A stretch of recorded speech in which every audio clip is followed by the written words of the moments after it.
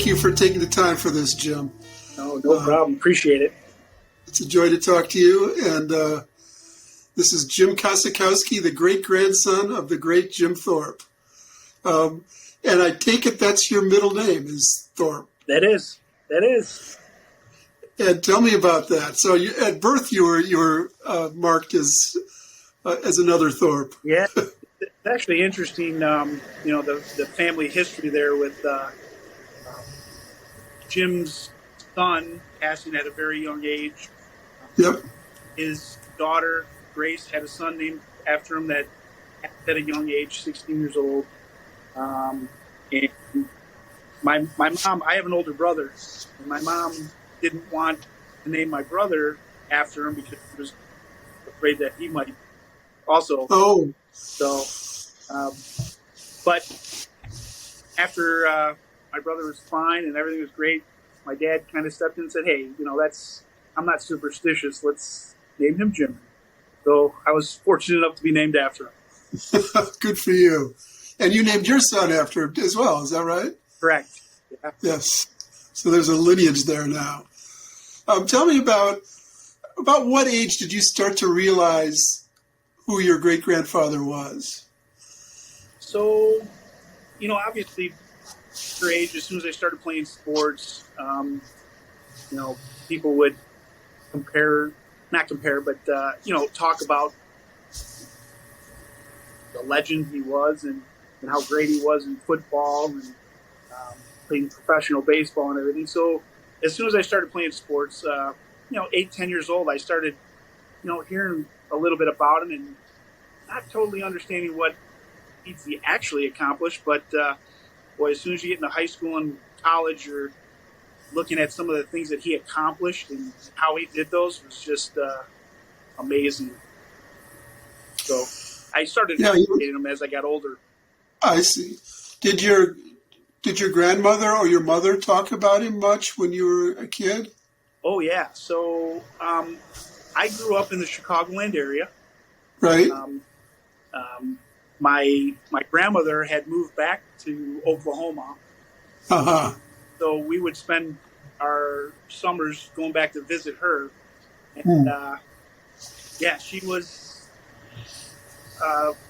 very humble about, she's the eldest child of his. He had albums, some of his professional sports teams. She would have just different memorabilia, just in her closet. And when we'd come out to visit, we'd go through some of this stuff and look at it. And, I said, "Grandma, this stuff is pretty cool. Shouldn't we have it in a special place?" She's like, "I don't know. What do you do with your family stuff?" It's in the closet. And so she's like, "Yeah, this is my family stuff." That was pretty cool. And this was Gail, the oldest of the 3 daughters. This was. And she was in Yale, Oklahoma, or where was she? Yeah, she was in Yale. Yes, which is where they lived for quite a while as well. And I know that she was a good athlete herself at the Chilocco Indian School. Yes. Great. Played basketball and yes. Yeah. So that passed down from there as well. And how about your mother? Would she tell you stories too? Oh yeah. So my mother was the one who kind of left everything in perspective and just kept you, this is what really happened. This is what, my mother and everybody would tell me, and we would talk about as a family, different pictures and stuff that we'd go over and review. She was very knowledgeable about everything that was family related. Yeah, kept us in tune. Yeah. And tell me about the Kossakowski side of your family. How did? Yeah, so my mom and dad met in Chicago. My grandmother had been living in Chicago. She was doing some work for the Girl Scouts of America. Right. Offices in Chicagoland area, so that's what brought my mom there. And she met my father. My dad's very, very tough. He's a hardworking guy. He was a painter in his younger days, and he just constantly worked and worked and worked, and really drove that work ethic into my brother and myself, and just gave us that grinded out perspective, right? Uh-huh. Well, I think perseverance is a theme of the whole Thorpe story in many ways. Oh, absolutely. And you know, he endured a lot, especially after his playing days were over. But one of the amazing legacies I think about Jim Thorpe is the family he brought into the world. He had not only his 7 children, but the grandchildren and great grandchildren. It's quite a successful, broad family, isn't it? Absolutely. I think that's probably his greatest accomplishment, right? Yeah. I mean, I was raised to be a good person, Mm-hmm. We are. Just treat people well and respect everybody. And what you accomplish in life is it's important to be a good person as it is to follow up with your accomplishments. I mean, evil, it's not good. So. Your great-grandmother,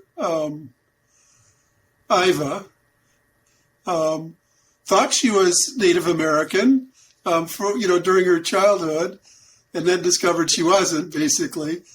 I wonder about your grandmother and how the Native American part of the family has been passed down, if it has, and to what extent, and how you feel about that. I feel like this is one of the toughest things for me to come to grips with. I can only imagine what it was for Jim and Iva. Mm-hmm. The way the country was moving the Native Americans into the American culture was interesting. They accomplished what they set out to do. So my heritage is somewhat confusing, right? I can't really associate with the Native Americans. Although my mom and my grandmother were on the Sac and Fox tribal rolls, I'm distanced from the Native American groups there in Oklahoma, especially because now I live in Chicago. I grew up in Chicago. So it's quite challenging. My heritage is somewhat difficult. How do you deal with that? Have you tried to study Native American history, or? Absolutely. You had mentioned that, you think some of his challenges as he got older were his toughest challenges. I go back and look at, what happened to his family. Oh, absolutely. Yes. Looking at his childhood, most people would think, he lived in Oklahoma. He went to school in Carlisle, Pennsylvania. Can you imagine, being, 12, 14 years old, going to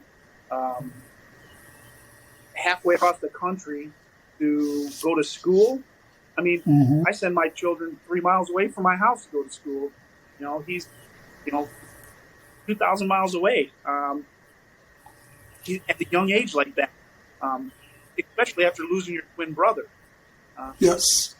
So here he is by himself, states away from his family, loses his mom when he's 13 years old, his father when he's 16. He's basically orphaned at that point. He did have a wonderful relationship with his brother and sister, but yet, how do you go continue what your education in Pennsylvania, which your father wanted you to go through, be able to come back and balance that back at home in Oklahoma? You do that at 16 years old without a parent to guide you. I think that's probably one of the most trying was his younger years. Not having his father help him, through the Olympics. I can only imagine what his father would have been, how big of a help he would have been if if he would have been there for him during the Olympics. Through the stripping of his medals and everything, how he could have helped him. I can't imagine what he went through at that young age. You're absolutely right, Jim. There was a lot of difficulties, and you sort of caught between two worlds during that whole period, between what he wanted to be in Oklahoma and what was expected of him in Pennsylvania. Lost both parents during that period.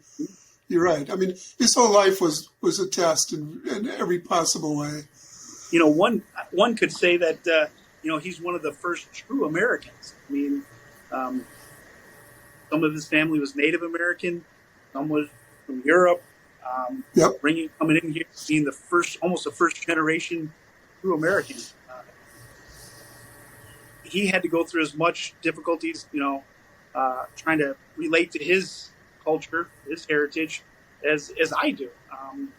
Still don't know that I fully comprehend it. Mm-hmm. And yet, when he won those gold medals, he was not considered an American citizen yet. Correct. So,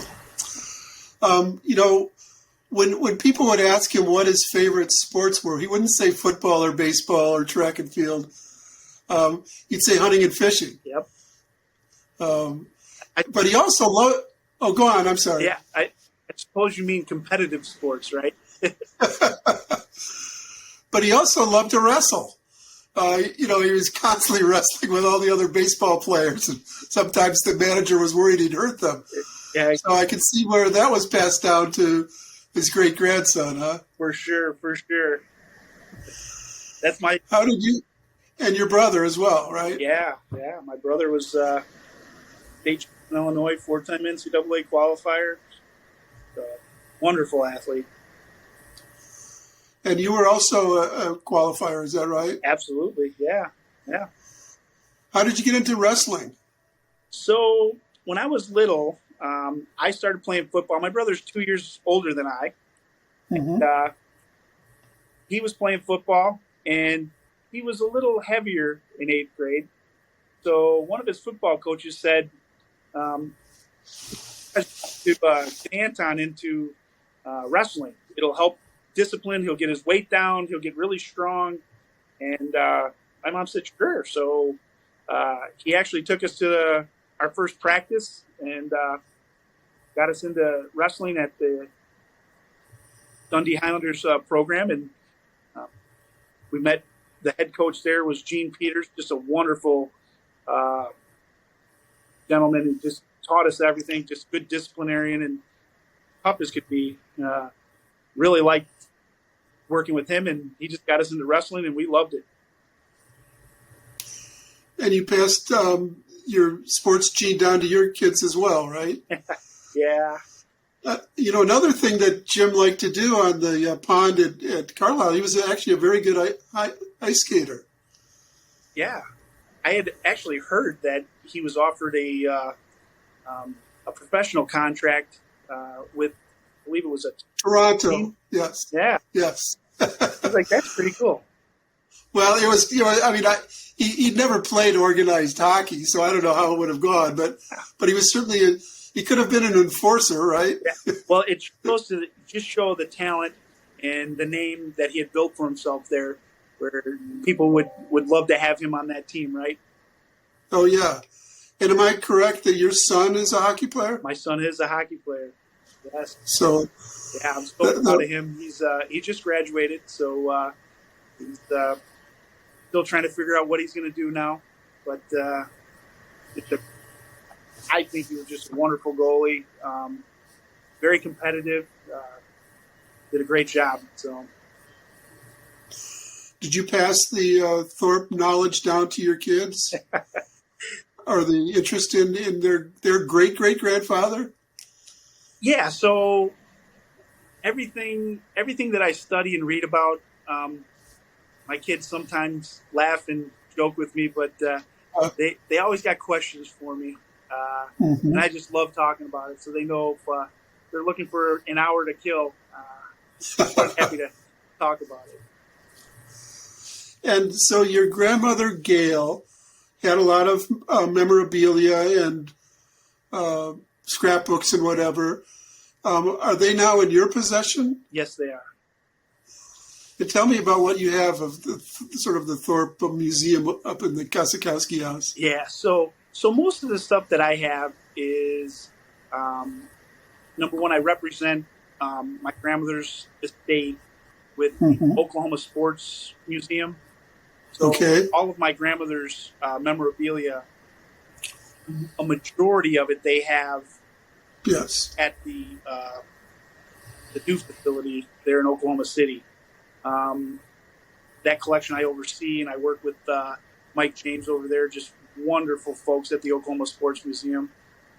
Justin Leinert, the curator there.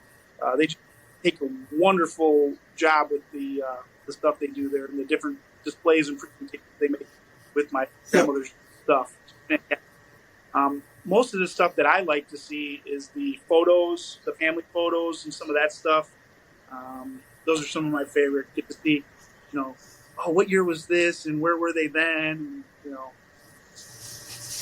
his families were all over the country. So, being that great of a sports hero, he's in New York, Ohio, California, back to Oklahoma.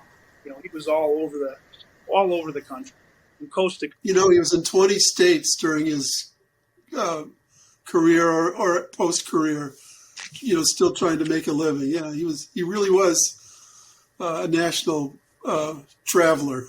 He sure was. Back then, it was easy to travel. Yeah. So when you think of him, tell me about sort of your image of what he represents.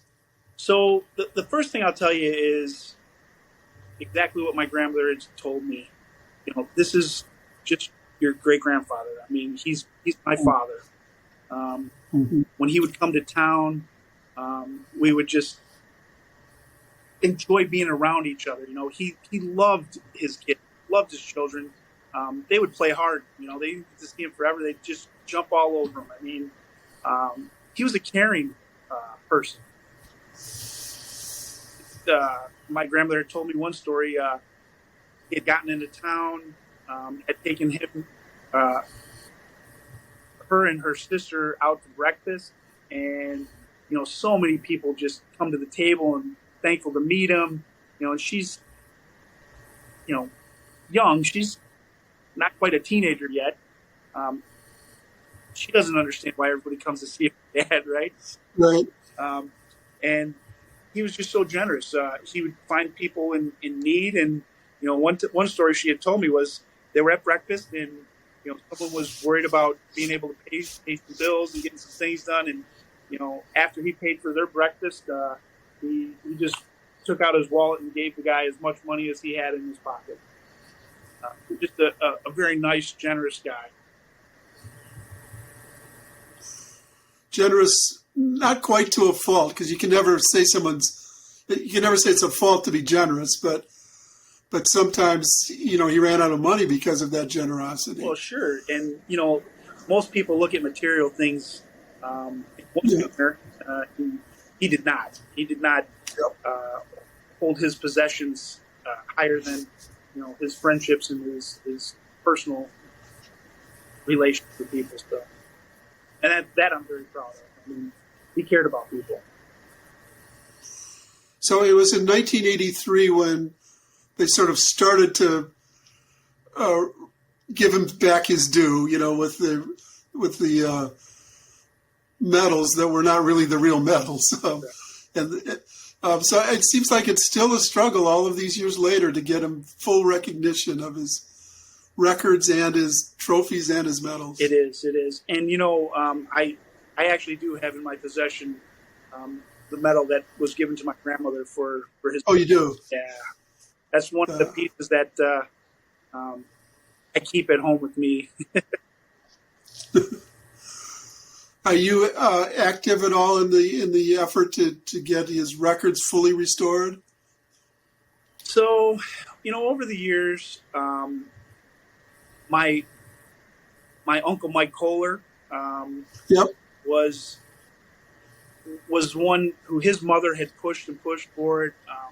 My Auntie Grace, my grandmother, they were about doing as much as they could to help, and they had so much good help, so many kind people trying to help them push to get it back. It's kind of fallen on deaf ears now.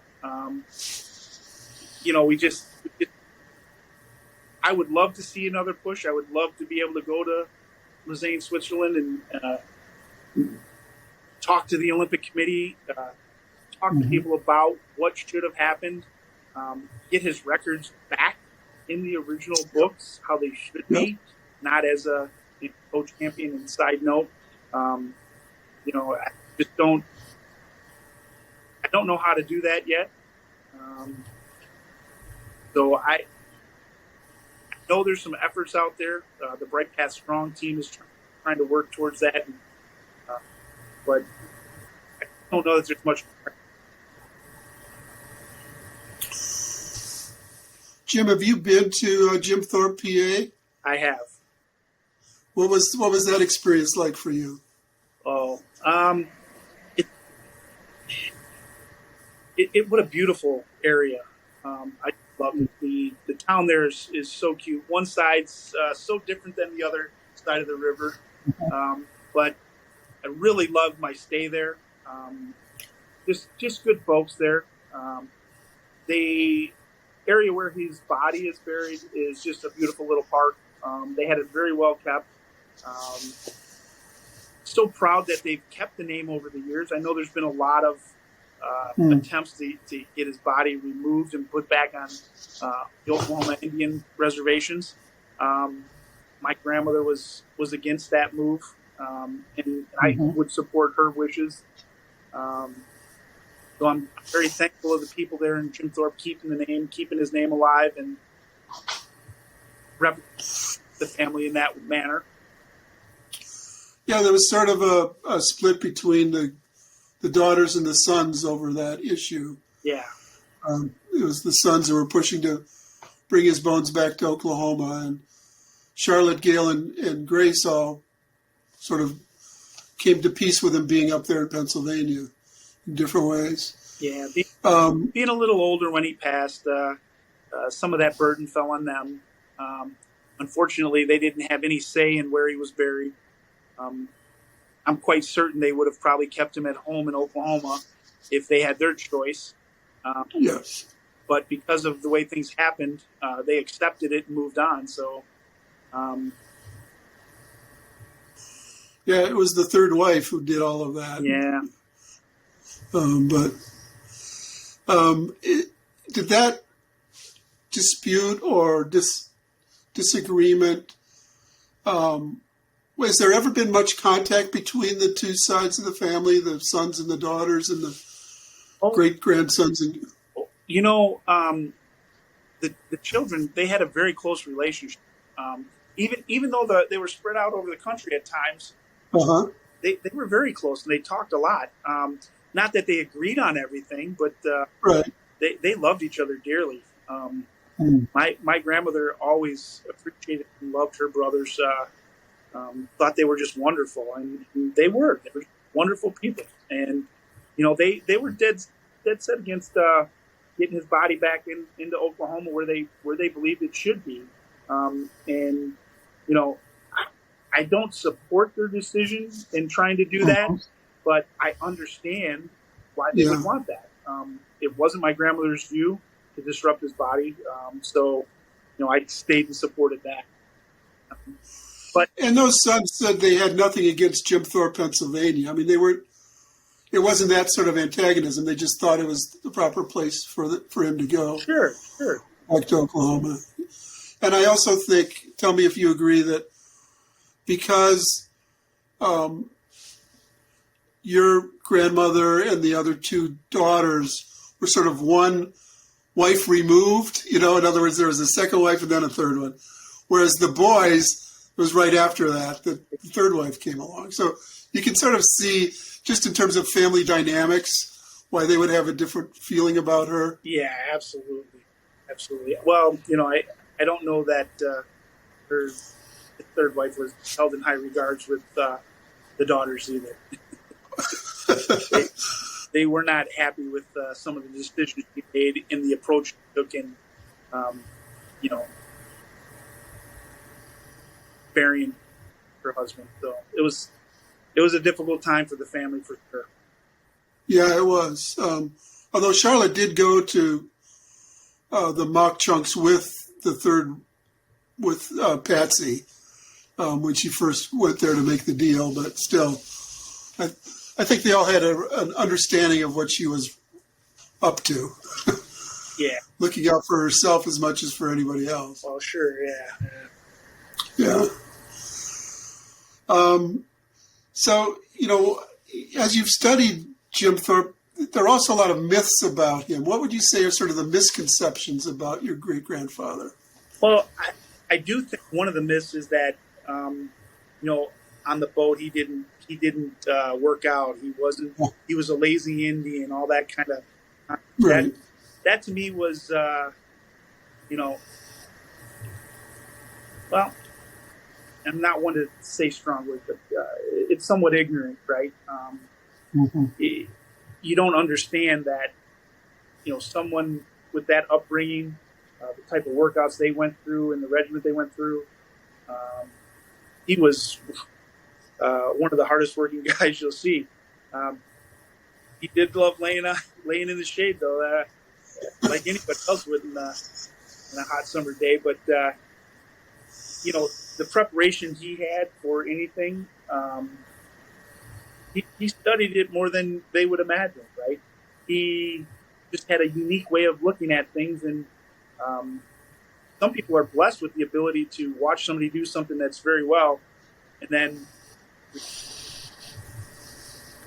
he had that gift. So he was a hard worker for sure. Yeah, he could watch somebody do something and then repeat it and do it better than they did.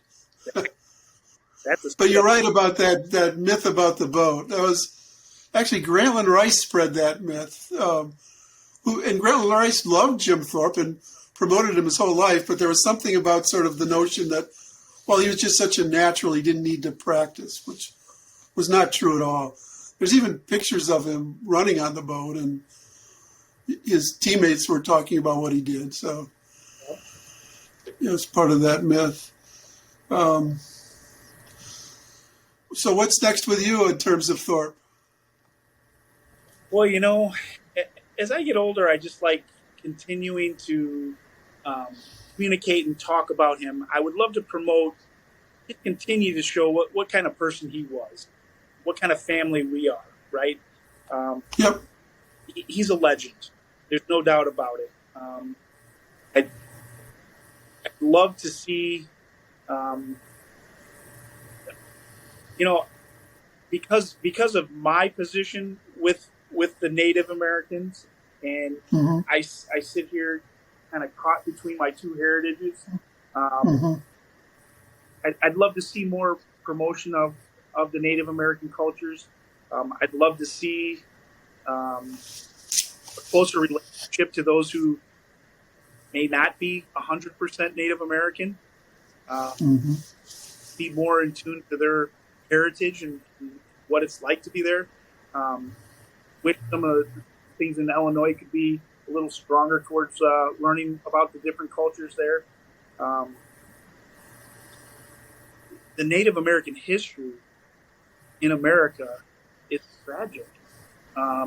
What the Native Americans went through, the general public really doesn't want to hear about. It's that tragic. Trail of Tears. I mean, I can't imagine what my heritage, what those people went through back then. Almost related to what's going on in Ukraine now. Just people invading a country and just taking advantage of the people there. It's not right. So, I mean, just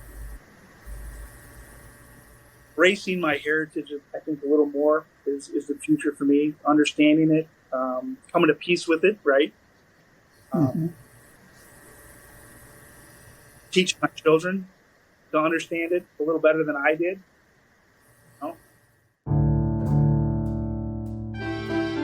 Path Lit by Lightning, The Life of Jim Thorpe is available online and at bookstores on August 9th.